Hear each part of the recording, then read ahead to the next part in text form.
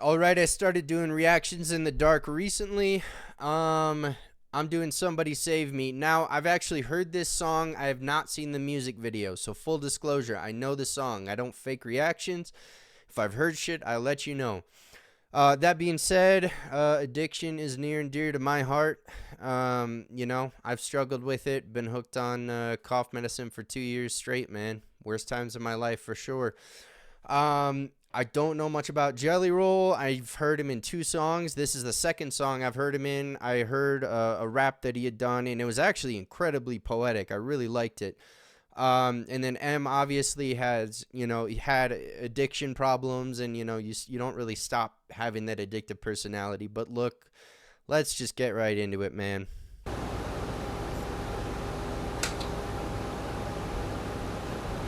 Daddy? Daddy. Get butt in here when she gets. Come eat! I'm so tired. Just come eat! May not be Damn. there, man, I promise. Stop. Okay, wake up! Shut the door. Somebody save me from myself. I knew it sounded like a video, but I didn't know that that was an actual video that he had pulled from. I know there was a song previous on the album where Haley was like sampled, but I guess I didn't know that that was like a legit tape that had been taken or something. Has been so long living in hell. Another pill as I start to spiral. Message to my daughters, I don't even deserve the father title. Haley, I'm so sorry, I know I wasn't there for your first guitar recital. Didn't walk you down the aisle. Missed the birth of your first child. Your first podcast, looking down. Sweetie, I'm so proud of how you turned out.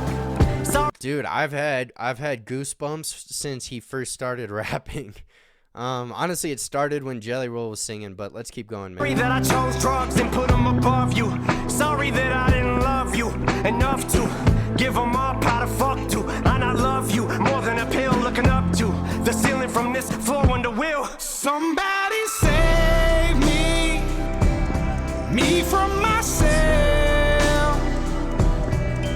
Has been so long living in hell. They say my lifestyle is bad for my health. It's the only thing that seems to help.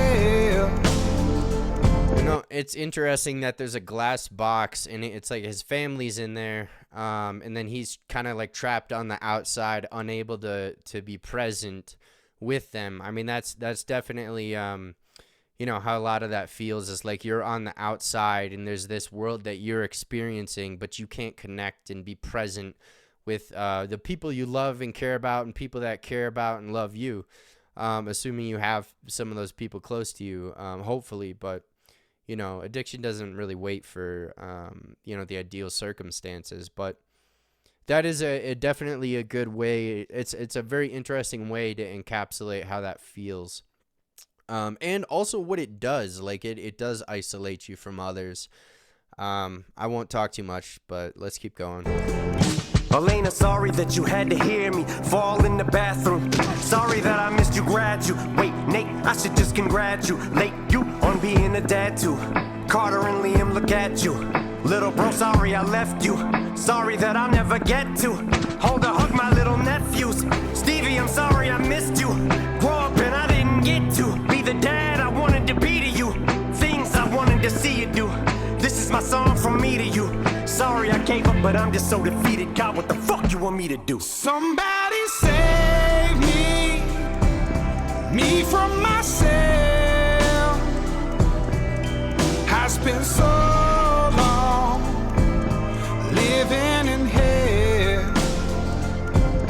They say my lifestyle. Man, that's very accurate to what it feels like as well, because you're doing these things and then there's this part of you that knows you're killing yourself, you're destroying your life and your livelihood, And there's this part of you, I guess I can't speak for everybody, but I'd like to think that everybody has that voice that's like, you can't keep doing this, you need to stop, get up. You know, he's screaming at the guy on the bed, he's like, get up. Like, and there's that internal turmoil. How's that for a motherfucking bar? Hit me up, Em. No, but that's really what it's like. You've got that internal turmoil, and you know, you fight with yourself, and it goes back to the name of the song, "Somebody Save Me," and it's from myself, because you know, it's a self-inflicted. You know, I don't know if it's a disease, to be honest. Like, I don't know how to classify. I'm not a scientist, but it's an internal struggle for sure. It's bad for my health. It's the only thing that seems to help. I've been staring at the video of Haley almost daily, of her playing the guitar in hopes maybe that'd give me the power to fight. But the addict in me's a coward, he told me that I can't do it. Had a second chance, blew it. It's like I'm stuck inside an alternate reality, but I know I'll turn it around and be able to walk her and Laney one day to the altar as proud as can be. Right now I'm just weak as I fall further down in this deep hole and farther in the ground that I sink. As they lower me in my coffin, I feel the tears all falling down on my cheek. I'm a lost cause. Baby, don't waste your time on me. I'm so damaged beyond repair. Life is shattered, my hopes and my dreams. I'm a lost cause. Baby, don't waste your time on me. I'm so damaged beyond repair. Life is shattered, my hopes and my dreams.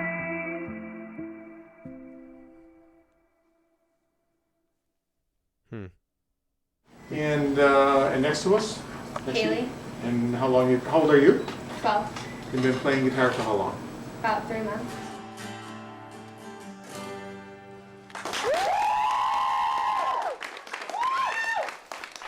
I actually just got an acoustic guitar 2 weeks ago.